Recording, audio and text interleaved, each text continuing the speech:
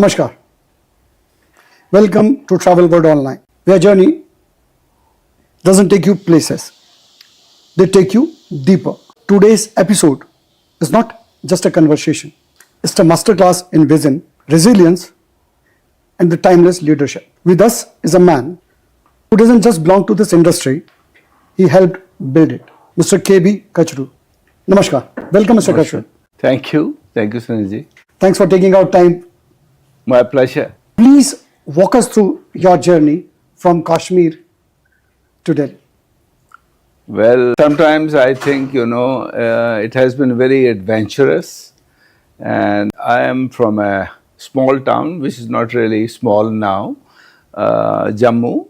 And I did my initial schooling in Kashmir and was there. And then my father was in All India Services. So we kept on moving from one town to the other town.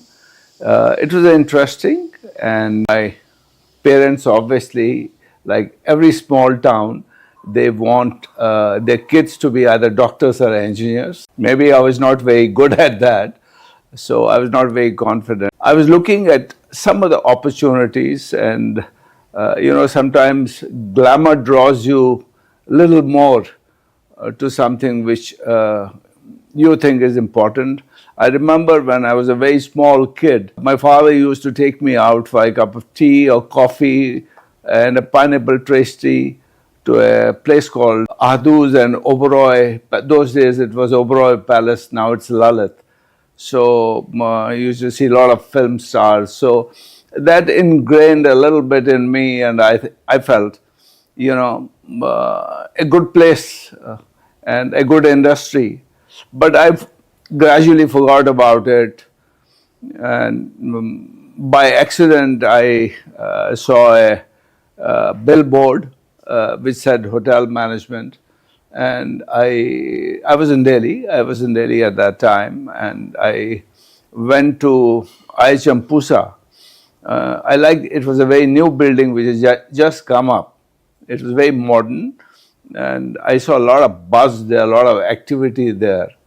So I felt that maybe this is something which I may like to do, but my parents were really not for it.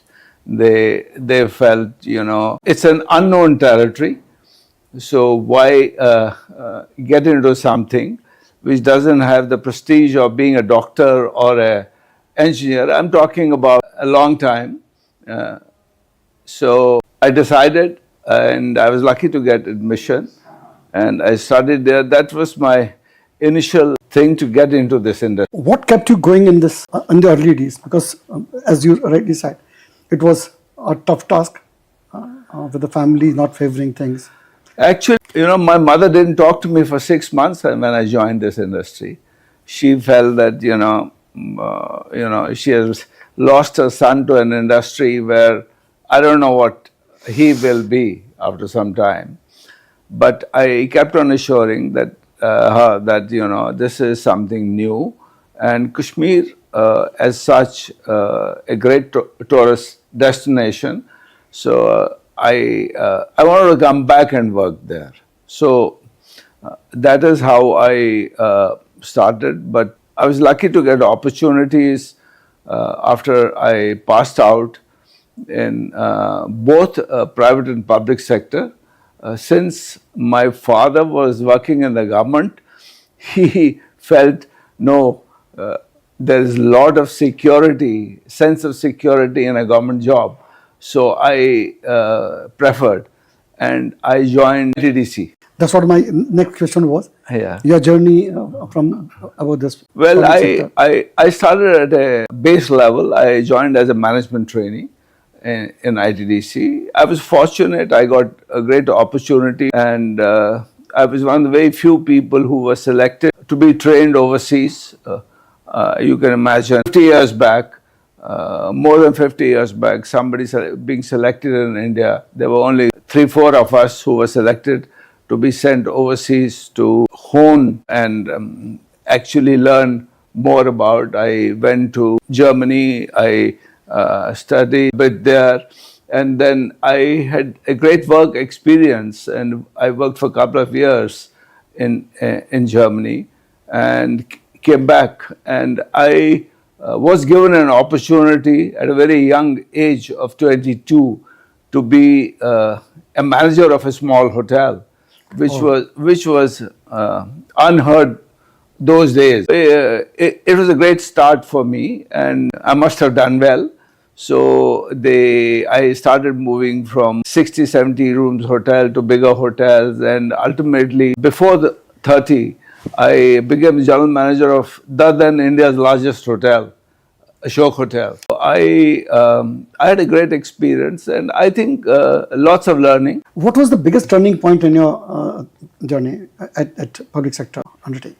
Well, I think one of the key challenges was when I was general manager of the hotel, and then I moved to corporate, and Government of India then decided to host 3 big events in India, which were unheard of, that something of that magnitude can happen in India. We had Non-Aligned Summit, we had Chogam, we had Commonwealth and Asian Games. So Ashok was the focal point. Those days you had only a couple of hotels in Delhi, and it was actually the key focal point where everything happened. I remember my days as general manager of that hotel. We had at one time over 18 heads of states and presidents staying in the same hotel. So most of them were staying there, and whenever we had any event there for those, I mean, people, you had every second chair was occupied in the public area by a president or a prime minister. So, and it was a question of national prestige.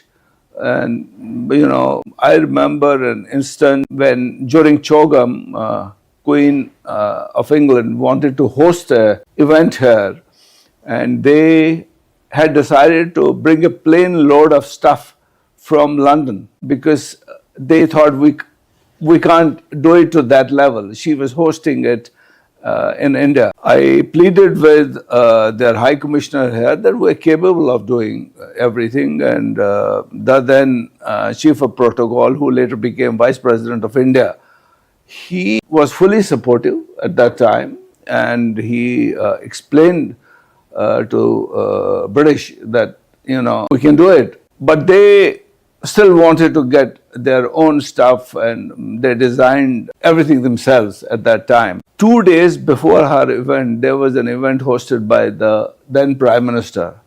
And when she came, she attended. I don't know what happened. She sent for me and told me, I don't know why my people briefed me. You guys did a great job.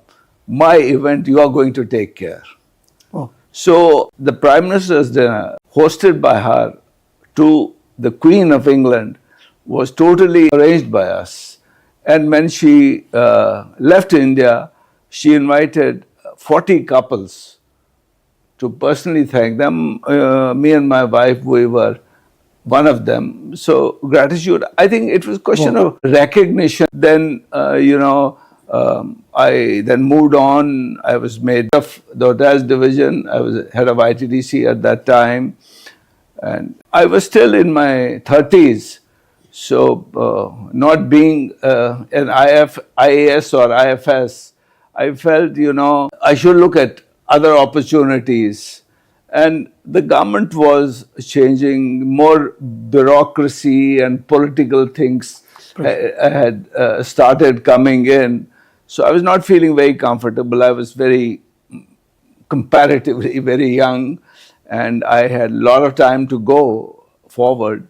So I decided, why not explore possibilities? And I'd been offered many such opportunities, which I didn't take because I felt very important, I felt very good, and things were moving right for me. So I was very happy. I didn't at that time. But when this situation started changing, so one call I made to the then head of this organization, and he told me it was in the United States. So I called him in the evening.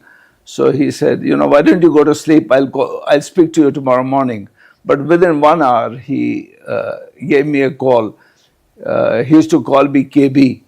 So he says, KB, you're on. We'll talk about details next morning. So that's why I've changed only one job in my life. So, and I'm with the same company now. So but his only condition was that I should move to Singapore because representation of Asia was very important. There was no hotel of theirs in this part of the world.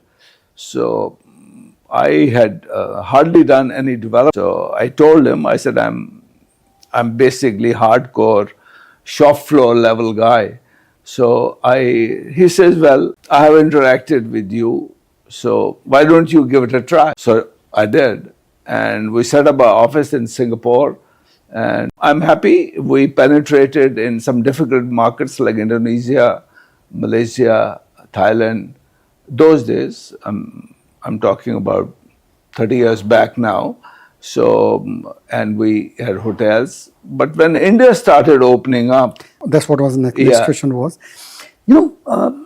What compelled you to shift from the public sector to private sector? Sunilji, I just told you, I actually got a feeling that there was a lot of interference. Yeah, just wanted to ask. It was political pressure out there. It was a Things were not good. combination. It was coming. It was coming.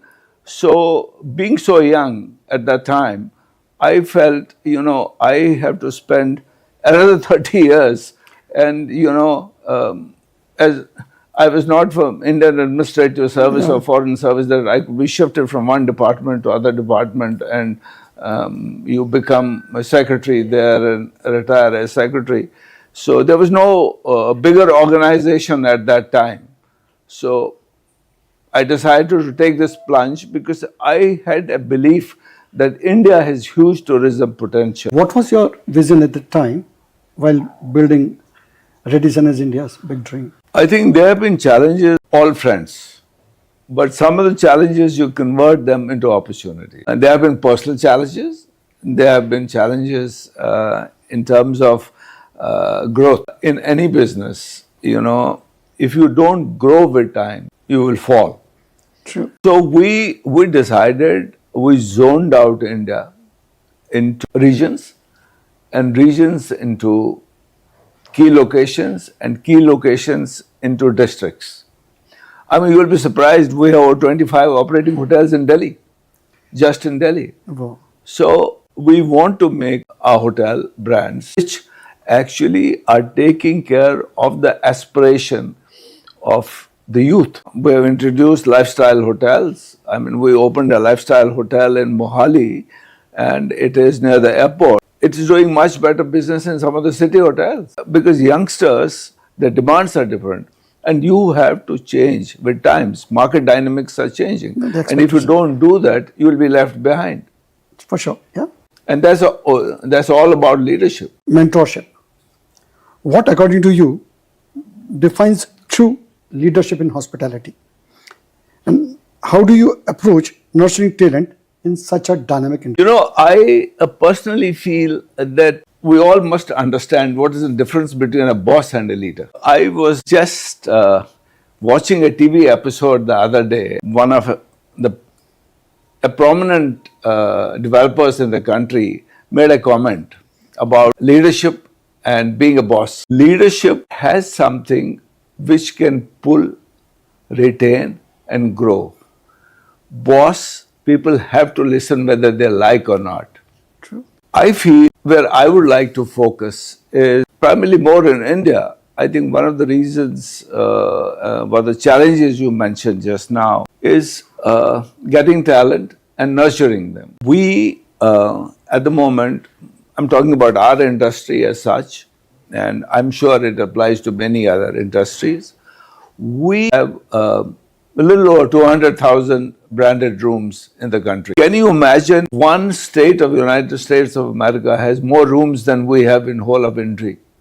In India. Given this opportunity and catering to the demands of evolving India, what we call Naya Bharat, we have the potential of having 1 million rooms here. We're facing a problem today of talent, with 200 odd thousand rooms. I'm talking about branded rooms. Can you imagine if we are looking at 1,000,000 rooms, how many people would we need at all levels? So our industry, with my hat of HAI, we are pushing, all hotel organizations are internally working, developing and training people. As what is most necessary at the moment is aligning with the government policy. Government has set up the skill council in each vertical. And I must say, tourism skill council in India is doing a great job. Teachers. I mean, on an average, they are training over 300,000 people, Wow. you know. And I was very happy to see, I serve on the board of Skill Council. I was happy to see, along with the CEO of Skill Council, recently in one of the states, they actually went where hotels are coming up and looked at the communities around it and motivated the kids to join the industry so that their jobs are kind of assured. They gave them short span training. After that, they assured them jobs. We filled up the seats, all the seats in a very, very short time, and all of them have the jobs. So if we go to tier 2, tier 3, tier 4 towns, imagine the kind of opportunities our youngsters have. And we're not only catering to metro kids, we are catering to people who live in rural areas, who will have job opportunities. Today, India has a major problem of providing opportunities to people to work Especially in rural area. in rural areas. So when we set up, government is emphasizing a lot on rural tourism. And once rural tourism is taken care of, you can imagine what opportunities will provide to people there. How do you see the role of sustainability in hotels tourism? It's a very, very important and crucial today. I'm just coming from Radisson, and I was very pleased to hear so much of time was allocated to impress upon the need of sustainable. Now, this is happening centrally. The central government is encouraging, giving incentives to hotels. And what has actually been a great start for hotels is that it is linked with incentives. So that's what I want to ask you. Yeah. Is this sustainable? Because as long as you're talking of, we need to make it a practice in our lives. If we are doing something for incentives, so it is not in practice. I think industry has realized that sustainability no longer is a buzzword, and it is the need of the hour. I mean, you can see the climate change. I mean, things which were unheard of are happening every week somewhere or the other. People are realizing it. They're getting conscious of it, planting more trees. The Chief Minister of Rajasthan yesterday stated that he is ensuring that every citizen of Rajasthan plants 5 trees every year. Now, the messaging, what the Prime Minister, all the leaders of the corporates, all of them are giving, it is helping. Now, along with that, what is more important is look at renewable energy. How much of saving will it do to the industry? So, if you do the maths, I don't think any businessman will step back. They will go. So you have to align. The bottom line is you have to align, encourage the industry to believe in sustainability. But yes, every businessman will look at ROI, will look at the bottom line at the end of the day. So when it becomes a practice, an SOP, you will get results, and Mother Earth would be better. 100%. Very right, sir. Emotions, hope, and insights. With India pushing for infrastructure reforms, what's your expectation for the next decade? Well, again, I'll put on my HI cap. If we want investors to come international investors. We want HNIs. You see, today, institutional investment in our sector is comparatively very low. Two reasons. One is ease of doing business. Second is the bottom line. You know, we, whether it is FHRI, Hotel Restaurant Associations of Haravi, India in regions, whether it is Hotel Association of India, CII, FICCI, all those organizations have set some objectives. And we're trying to explain that if you tweak some of the existing laws and give it an industry status and link them with industry benefits. We have been asking for infrastructure status, which will allow loans at a comparatively lower rates. It will give all related benefits. I don't understand if airports are infrastructure, other travel modes are infrastructure. Why can't tourism be infrastructure? In bits and pieces it's happening, but I think there has to be a little tweaking there. That's one. Second is industry status, tourism being a state subject. State governments have to be fully aligned for the growth. And what we are asking is, if you are declaring tourism as an industry, please monitor it right and hold somebody accountable whether it has been executed. I mean, hats off to Radisson, for example. That's one state which has actually put in action of whatever they have announced. We have many states who have decided, but it's really not happening at that speed. And I think one of the reasons is measuring the policy issues you have issued as government and holding somebody accountable, whether it's private sector or bureaucracy. I think growth is not only the responsibility of the government or the industry, it is a collaborative effort. And I think we have made a lot of progress. This is the only industry which has the opportunity of providing jobs to the extent of 10% to the total employment needed in the country. True. I mean, we can, even for inbound, we can get 100 million tourists. We merely have 12 million tourists at the moment. And out of those 2-3 million must be HNIs coming back to meet their families or some across the border. I feel what is important here is if countries like Thailand, Singapore, Dubai, they can get 30 million plus tourists. What's our problem? What kind? I think, but we have to focus on ease of doing business, accountability, and then, making it very visible to people that, hey, if you achieve this, this is the benefit. True. And for government, I think it has been rightly said that it is a pillar of economy. But having said that it's a pillar of economy, help us execute, tweak the laws, hold industry accountable, hold the bureaucrats accountable. We have some great bureaucrats who actually call it a spade, That's what is important to me. Yeah. So it's happening, it's being encouraged, but we are such a large country. We, with 1.4 billion people all over the place, different cultures, different languages, different food. States are turning positive now. Like Andhra, I was watching the other day. They are very positive about industry. Even Chhattisgarh have started launched their policy. 17 states have decided to give it industry status. Yeah. But I feel that unless they execute and monitor, we'll not see a great difference. Yes, there will be a gradual difference. Yeah. But do we want a gradual difference? We want to take big steps.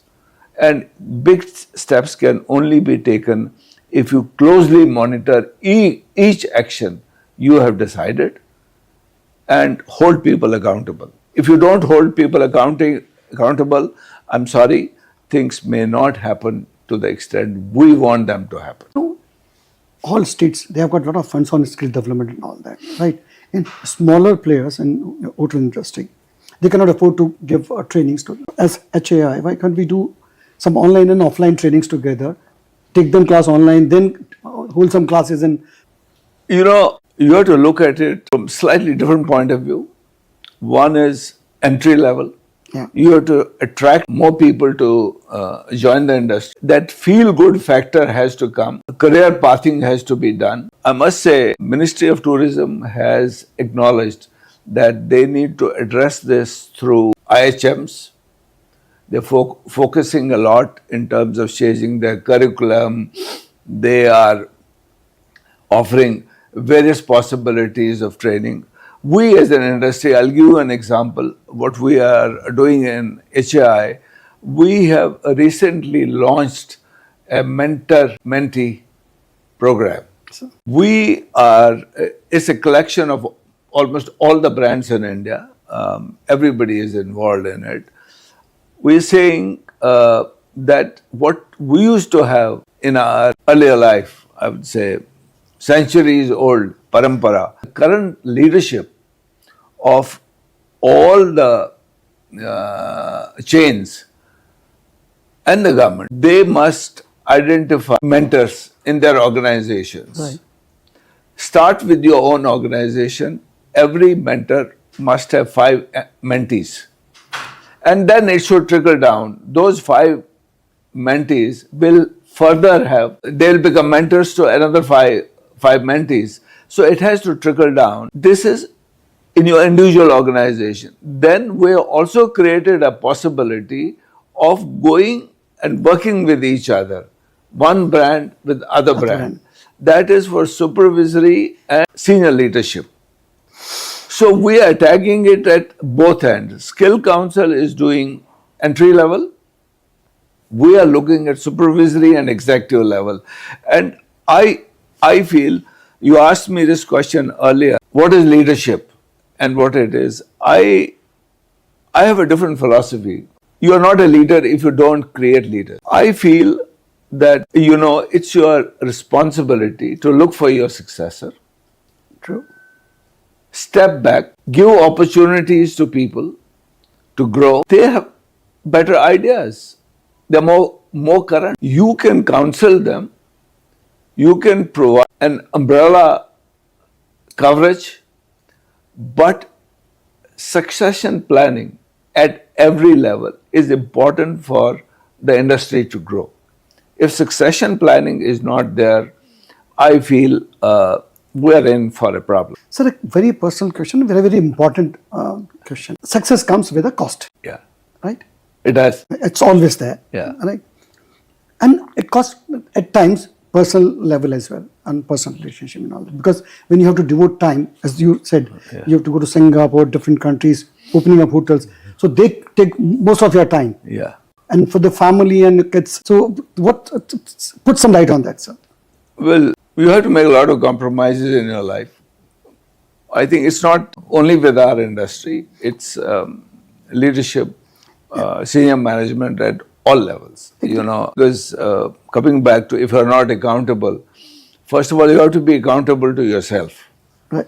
You know, you have to ensure that what you promised, you deliver. As a leader, you have to be more inclined to listen. It should not be a one-way traffic that you issue instructions, have people accomplish that, you have done your job. No, you have to dirty your hands. You have to be with them. You have to know them better. You know, your whole organization, you have to own up as a family. Your family too has to understand that if you are holding a senior position, you are accountable to many more people. I don't think I've met anybody as yet who says he has done it all. We face challenges, we face failures, and I think it's part of leadership. You fail, and I think every failure gives you some learning.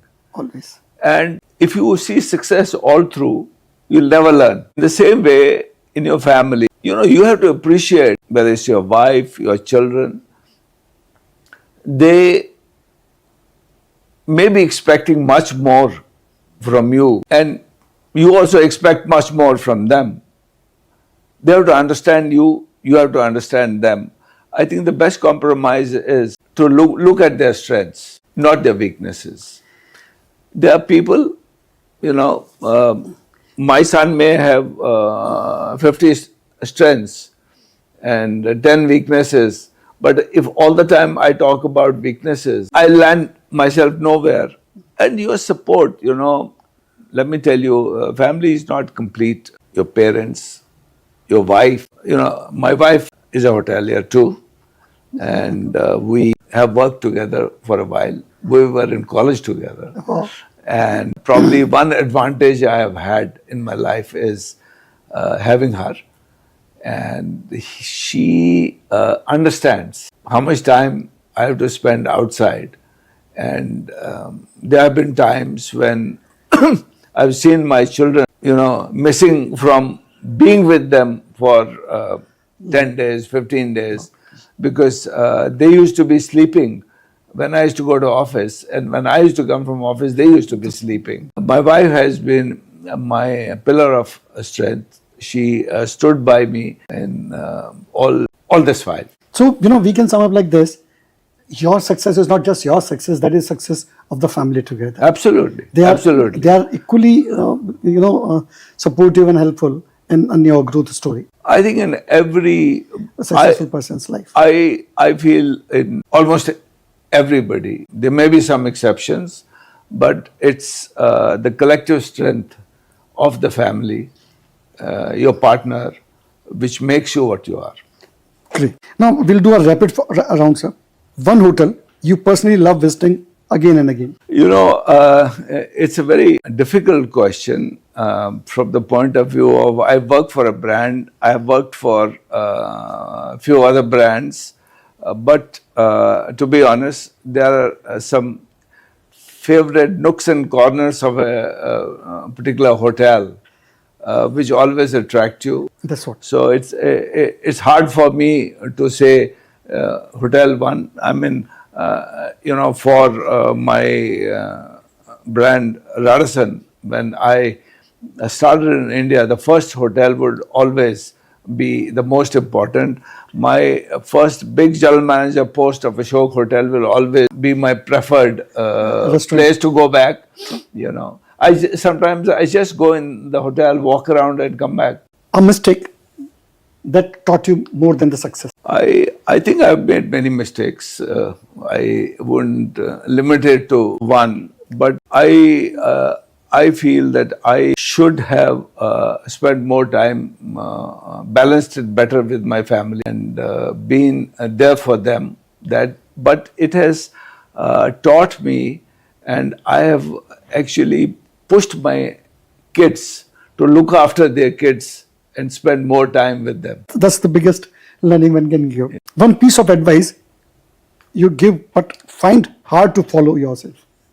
Well, I feel there's really nothing hard to follow, because if you want to be a leader, as I said earlier, you have to hold accountable yourself. You have to do things. My mantra is, I want to listen to people more than I talk.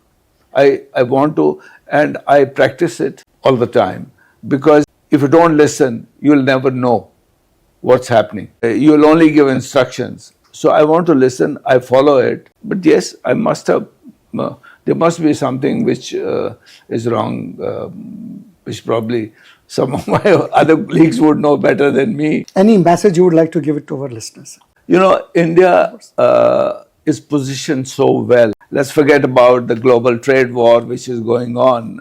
It'll settle down after a while because of our population and our being resilient to the extent that it won't affect us so much.